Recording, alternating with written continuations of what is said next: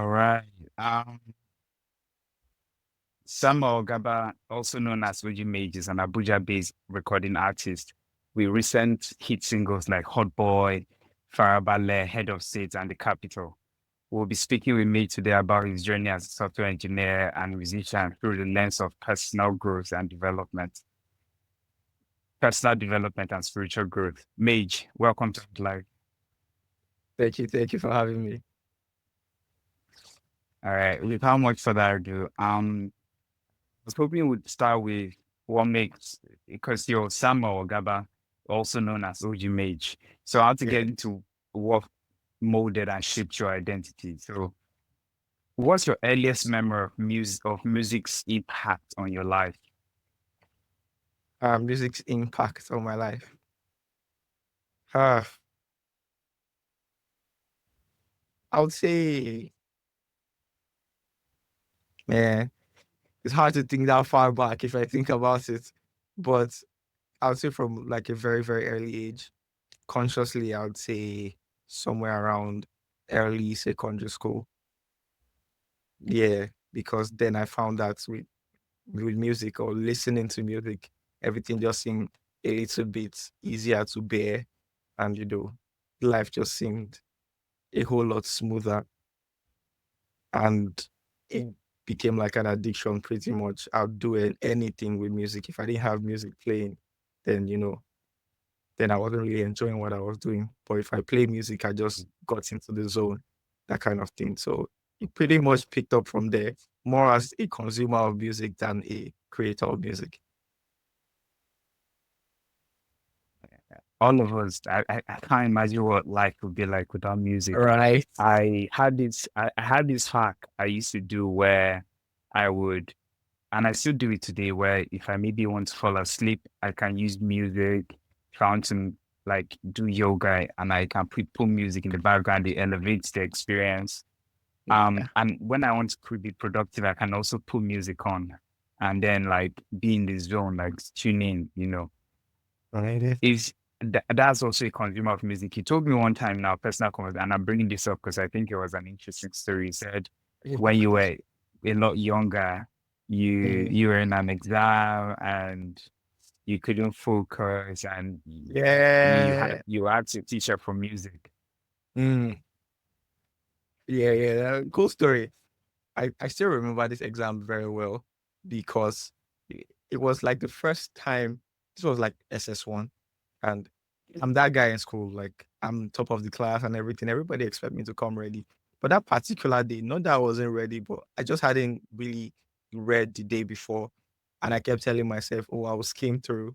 I was came through before the exam," and like the exam was there, and aside that, I was stressed. But I know that if I was listening to music, I would easily, sail through that exam. So I just asked my teacher. He had this Bluetooth earpiece. It's gonna be his phone. I'm not gonna be with the phone, but he just play like some real cool music while I'm taking the test, and I'll just have the thing in my ear. And I mean, I feel like because it was me, it was easy for the teacher to accept that. So like weird ask, but okay. And that's how I passed the exam. That's Took the incredible. nerves I right mean, it off. shows. Yeah. Yeah, I love it because like I believe that, and I like the seed has to be somewhere deep inside. So like I've loved music, but never to that extent. And I thought everyone will appreciate hearing that story. What is your strategy for how you make music today? Is there like a base process for your creative play? Like where does your inspiration come from when you're thinking about making a song? Or like how do you sort of like, should I say, marinate your ideas? Okay. Um, there's no one fixed way I do this, and like I always tell my people, I believe like I make two different or music drawn from like two different roots. There's one that appears intellectual and then one is spiritual. This is just a breakdown I have in my head. That's how I explain it to myself. When I talk about intellectual, the one that that's based on intellect is I sit down and I say I want to write a song about a particular topic or something. So now I have to start thinking and forming ideas around that. Those ones may those kind of music, they take me time to like work in, because I'm still trying to find what's the best way to attack the song, or like what's the best way to start.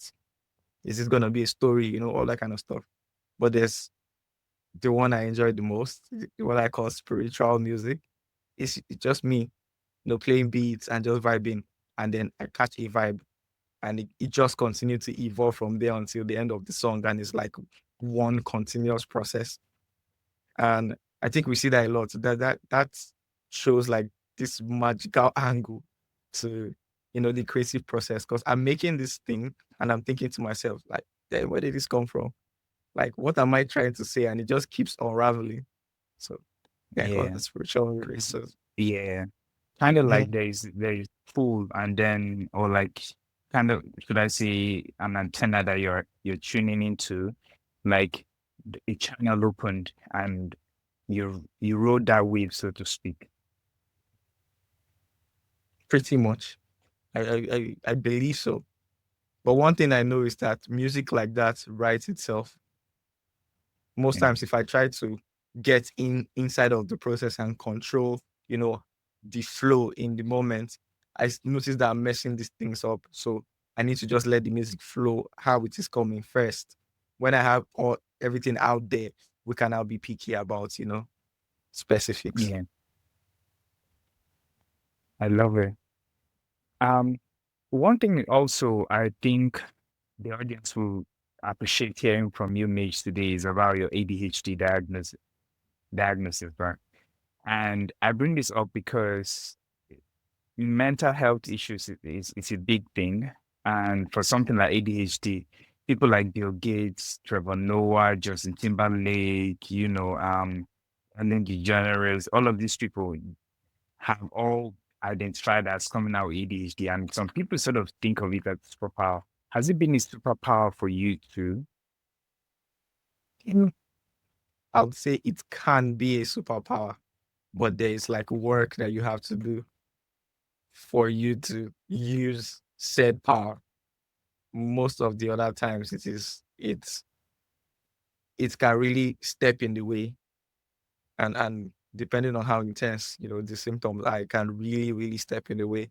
But if you understand what's going on, you understand yourself, you understand your mind, it kind of becomes a superpower. Yeah, so I believe with the right balance, yes, that's what I'm trying to say.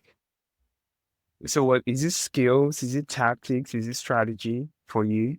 How obviously we've seen your results, and I know for a fact that it has been a superpower, especially with the hit single head of state. It was, eh, you always say these speakers are not ready. You didn't say it on that track, but those speakers are ready. And I uh, think, for a song like that, there was an authenticity to it. It came from a place deep inside where you pulled. And I know a little bit like, is it your growing up process? Though? Is it that ADHD when you're thinking about a track now, it allows you to go maybe to be more empathetic?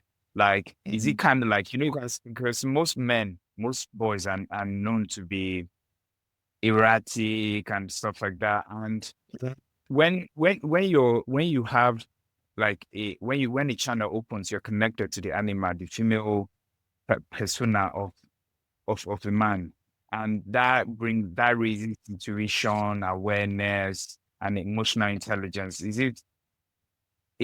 Have you found it to be what stimulates that for you, your curiosity, so to speak? mhm. That's quite interesting the way you frame the question. So I'm like really, really thinking about it. But I feel like it does play a role. Um, but I feel like the part of ADHD that I really harness in the music is, first of all, I have passion for music already. And that's already it's already there. So it doesn't take much for me to get my brain to focus if I am doing music, as it would if I was doing anything else that I didn't really enjoy. Then focus becomes a problem, which is one of the issues with ADHD. The other thing is pattern recognition. That's why I can come up with like some really weird, quirky wordplay, and you just think about it like, oh, but I didn't have to think much. It's like my brain just recognizes some kind of pattern, some kind of, it can always draw this kind of metaphors. And so I believe that really plays well into the music, the creative process. Yeah, and and the focus in general. And I think that's pretty much it. Yeah, focus, which is very, very key because Tony Robbins said, we don't experience life, we experience the life we focus on. And if something is supposedly a diagnosis and it helps you to stay focused and prepared, then that kind of sounds like superpower to me. So I'm It's like, the first. mm, also the idea of like cross-pollinating ideas is very, very true with people who are ADHD because it like allows you to sort of like see things from different perspectives that other people might miss. But because of how focused and prepared you can be for things you're passionate and enthusiastic about, then yeah, it can be a superpower. Does it have Yeah, anything to do with your album cover that had like seven or was it eight heads? it's three actually. Mm, it does. It does. This is a rabbit hole, but let's dive in here. Uh, so there's this thing. I didn't know it was a thing until recently. Now that I'm researching ADHD, where people with ADHD tend to create personalities for different people. So if I meet you, I know the kind of things that you like and everything, and I have a personality for you, something that you like. It is a kind of masking that people with ADHD do. So you see me with this person, and it feels like I have a slightly different personality than when I'm with this person. This is like unconscious masking. So I based the idea of my alter egos on personalities that I had created to embody like different style of music. And those are the three heads that you see on the album cover. Yeah. Incredible. I do something similar in that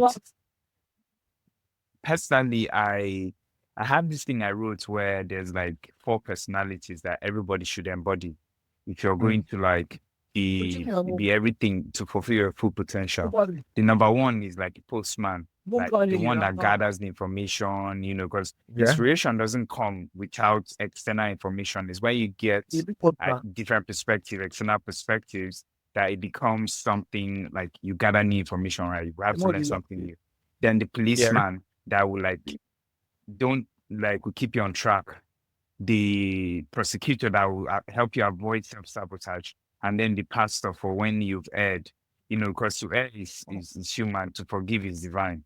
So that pastor personality. So I kind of like I've never quite like it doesn't directly sort of like influence or like represent what you're saying, but in a sense, I kind of feel like creating those personalities allows you to gain valuable perspectives, right? Like if you have a Mm. persona for who Silas is, then if you're thinking, what would Silas like? You kind of would Fair. naturally go towards that. Okay, I think I see the point you're making. Yeah. Just give me 1 second. Ah, 1 second. that was Frank. Your He manager. just like he just landed from the UK. Oh wow. What a Yeah. beautiful coincidence. All right. Because the first time we spoke, he spoke about how you met Frank. It was a Yeah. beautiful story at the airport with the briefcase. Yes. Say hi Yes. to Yes. Frank for me. I will. I will. All right. So let's switch gears a little bit and talk more about music. Um, Okay. you're known as you're an Abuja-based rapper, and there's Mhm. this term going on in the Israel to now, Abuja rapper. Is that what has that publicity looked like for you? Has it raised the status of your music, or has it been something that those in Lagos have kind of seen and gone, oh, are these guys trying to like renegades and what's happening out there? We don't like what has the publicity look like, the public's reaction to that? Mm. Again, I don't know about the public. reaction, to the term Abuja rapper. I only know how I take it, and to me, that's only what matters.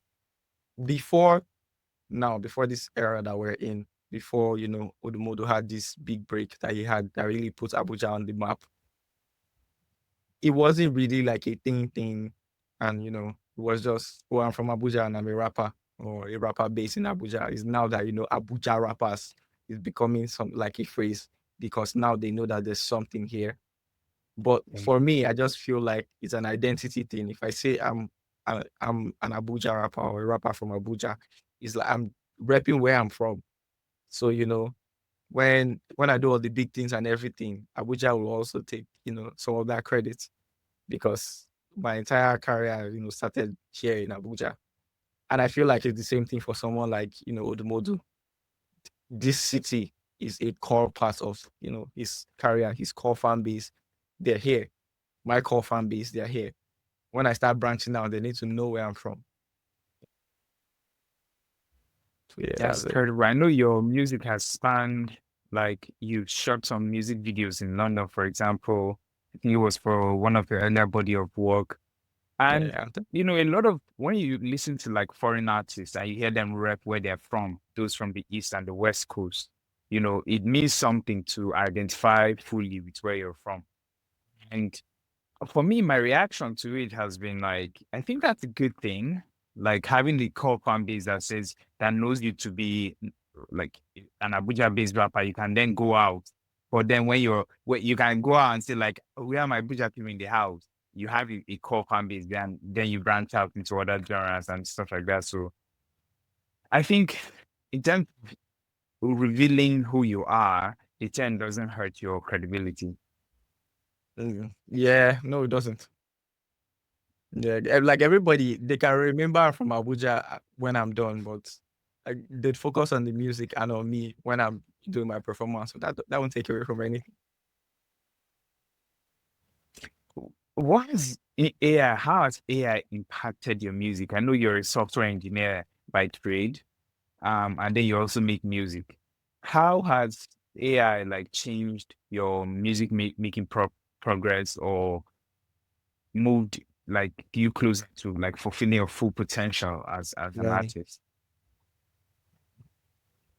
I feel like this is a really good one, because it is a topic that has been on and off, in different sectors. But more in music now, I've been, seeing videos about, how AI, but for me, the way I use it, crazy stuff. I believe that sometimes, especially when I'm brainstorming and on something that I'm really, really interested in, because I can have a new hyper focus this week. And today I'm focused on black pigeons, and where are they from? Yeah. And I can really go the extra mile. The ADHD brain is very interesting sometimes. But I could be, trying to work up a concept for a song and everything. All of these thoughts are coming. If I was talking to a human being, I wouldn't even give them time to process the first thing I'm saying before I'm saying the next thing, because that's how fast, the thoughts are coming out. But I can literally dump all my thoughts into ChatGPT as they come. And then I start to ask ChatGPT stuff based on all of this information that I have dumped on it. Like, oh, what do you think would be a good thing for like a music video? How do you visualize based on everything that I've said? And now it's throwing me ideas. I'm thinking about it. I'm morphing it. By the time I'm done with like a session, just me dumping my thoughts and having this back and forth, just me and ChatGPT, I have like, from like what the fashion thing is gonna be like, to like, you know, Mm. the theme of the song, how to approach different side of it. If I was gonna make content, like colors to work with, just because it can take up all of this plenty information, chew it up and give me something back like faster than a human would, and probably go via to my creative director and everything. But that first draft is me at Yeah. ChatGPT. It's the only thing that can keep up.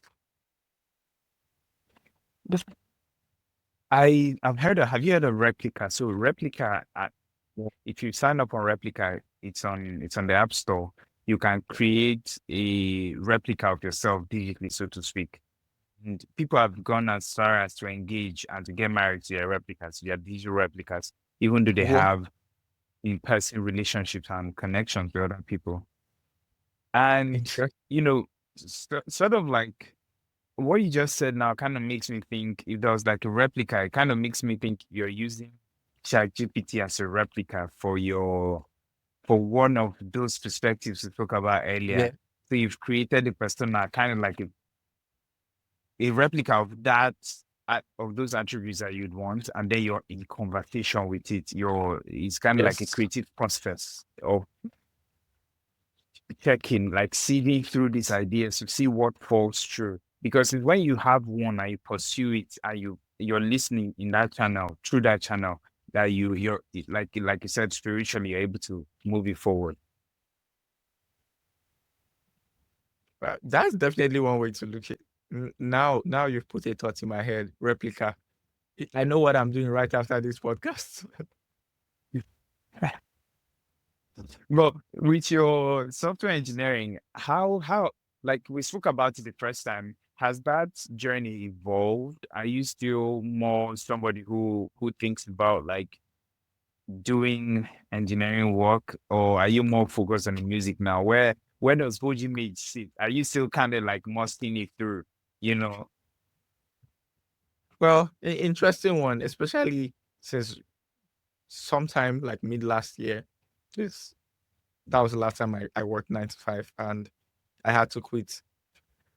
And it was so that I can get much needed rest after like so many years of just grinding. And it's, it's like I'm always working and I use my free time from work to do music. And any other time I get to do music, weekends to do music. So I try to give music and software, I would say, equal attention. But there's only so much time a single human being has. So every once in a while, you have to take a step to, recalibrate. I would Mm. say I'm a Do you have full-time any software tools or engineer. tactics for that? How do you so my analogy for this is that, for example, when you're in the studio, when you're making music, you're on a high, you're on a mountain, right? Like you're creating. But you need to go down into the gully to chop wood and carry water back up, right? So do you have any tactics or strategies for how you keep these systems going, these productivity systems and healthy habits to Uh, get the vitality, energy, and awareness, put your attention into something, into ideas that you're interested in. yeah. I would say one of the reasons why, my software part and my music, the software side and the music side fuse together very well is, again, what I said about anything I'm doing, like I do better with music. If I'm working, if I'm writing code and I'm not listening to music, Mhm. like even my posture is different. Like you can tell that this thing is really stressing me out. But if you see me when I'm writing code and listening to music, especially a song that I know, it looks like I'm doing something more magnificent than what I'm writing because I can even be rapping along to the code as I'm writing. It's like I'm on this vibe and on this flow. For me to get to like the end of my work for that day and say, you know what, before I call it quits with everything I'm doing today, I want to make one song. I may have been working for like the last 8 hours, but because I've been listening to music, there's this vibe I'm already in and I'm already on my laptop. I do my software engineering work inside of my studio. That's where I am right now. And it's easy for me to just switch that, especially, when I'm on that high already and make something. Sometimes it's just me dropping a bunch of ideas, not fully fleshing it out because I can enter into a rabbit hole and be there till 4 a.m. the next day when I have to wake up for work. So, you need to have control. Sometime during the Mm, weekend, I can take everything that I've been dumping and say, okay, now let's sit down and flesh these things out. So, yeah, it's not nice. it's not a set in stone strategy, So but it just you works. have a way to measure your satisfaction score, like you to keep a satisfaction scorecard, such that you know when to change your act of volition. So if, for example, you're spending so much time in the gym, and then like you're bumped up now, but it's time to get to the studio. those are like different, like, moments, Yeah. and or let's say periods of time, and you need to be fit and prepared, focused, so to speak. So I kind of feel like you have an internal scorecard, or is this something you think about consciously, or is your internal scorecard just based on the vibe? Mm, First of all, um, the first thing I used to prioritize is in the moment right now, which of these two is more important? Like if I have to pick between the two. First of all, my 9 to 5 put, food on the table and that kind of stuff. And you can't take that for granted. So I know for a fact that I'll get up and the first thing I will go to is, my work. But thank God for like the places I work. There's this flexibility. Sometime around, if I'm working 9 to 5, sometime around 2, I may say, okay, I'm just going to take 1 hour to go do something else. It doesn't have to be music, but most time it is. And I just go. It's kind of like an exercise. And because Yeah. those times I don't try to do any kind of intellectual music, I'm just vibing and see what comes. There's this stress relieving factor that it has to it that when I'm going Cat- back it, to work, yes, Catharsis. It's kind of like a yes, cathartic feeling. yeah. So and it's good to go back into work like feeling like that because one thing about neurodivergent brains like mine is that we thrive on dopamine. So if I can go do Yes. something that boosts No. the dopamine in my brain, the better for me the next few hours I have to go do, that other thing that's going to stress me out. Absolutely. I dopaminergic feelings. That's what like spurs you to do the next thing. And how do you then what's the what's the translation of your kind of your a version of a chocolate, like how do you think of yourself religiously, spiritually? Like where does your sense of belief, and because we all have those moments. I like what you said about making spiritual music. What about, is there something, what's your spiritual standing, so to speak, because Well, I do believe that as human beings we are not like physical beings that have spirits. We are spiritual beings, that exist in the physical. So we are the spirits. That's my own belief. And when you think about it like that, you can definitely start to see how there's a higher power. Whether you believe in God or you don't believe in God, you should be able to see to an extent that, for all of these things to be here, there's a higher power. That's already one step. You, sure you get. And when I say spiritual, I'm not religious, I'm spiritual. Uh that's a rabbit hole I don't want to dive into. So some people might be like, oh yeah, we don't see you in church and all of that. That's not what I mean. I'm spiritual. yeah. Yeah. So I do believe in God, and I believe that the relationship with God is a personal journey, and I understand the need to be with you know like minds, people that share these values, these ideas. Some people's like, oh yeah, that's why you have to go to church to be among. If you have friends that are like that, you're in church every day. Because even Bible say where two or three are gathered. So that's my view on Iron sharpening spirituality. iron. Yeah, iron sharpening iron, that kind of thing. So yeah, and even when I make music and all of this stuff, I I try to do that like an author would write a book. It's not, oh, because there's this thing where like if you're from church or you used to be in the choir, they're like, oh, why did you go secular? Or like why you not making gospel music? And then I'm like, if I was an author, would you tell me to only write gospel books? If I write novels, S- you get so like it's just my form of expression, and I tell my Yeah. stories a lot. If you listen to my music, you will know a lot about me because I just put bare facts in there. And if you listen to it, you can tell that I'm not talking from secondhand experience most of the time. Yeah. So Yeah. it's the case of that identity. Yeah. So books, are they like books that have shaped you? Like what kind of books have shaped your personal development journey up until this point? Like the person you are today, what books would you give the most credit to? Or if are you currently reading anything you'd love to share with us? Huh. This question is difficult because I have read so many books. I have a library. I really wish I could turn this Yeah. camera. Oh, There's a yeah. whole ass library in my studio. But there's a book I'm currently reading. I think wait, let me see if you see the studio. 1 second. There's the particular one I wanted to show. I just started the What's book the name? and What's I'm the trying to title? remember the name. That's why I was trying to look for the book. But it's a book that really resonates with me. I need to find the name of that book. So what kind of Uh genres are you drawn to? Are you like, for me, one book that has really been impactful for me has been the book Titan which one? by Ron Chernow. Titan by Ron Chernow. It's about um the biggest oil broker in the John Rockefeller. John So John Rockefeller. I was reading about Rockefeller, it the book is yesterday. about his life.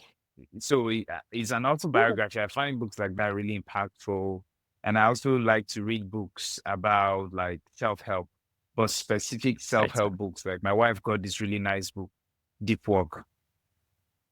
So that's like he's a really good author too. There's I really love Robert Sapolsky. He talks about he spent some time out in the African safari with baboons to our distant cousins to learn about them. So I love his books like Behave. Mm. I love his book Determined. So those kinds of books too. Yeah.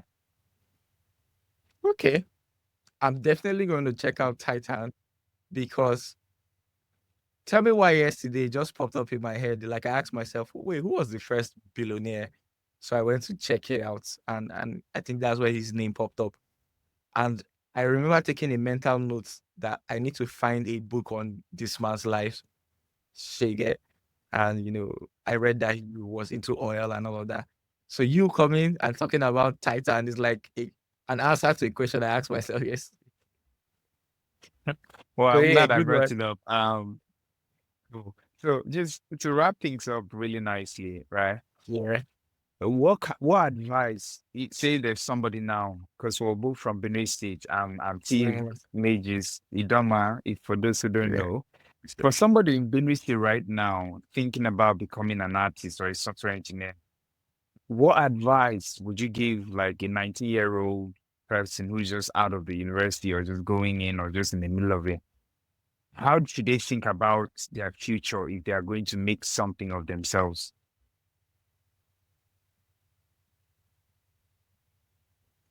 Okay.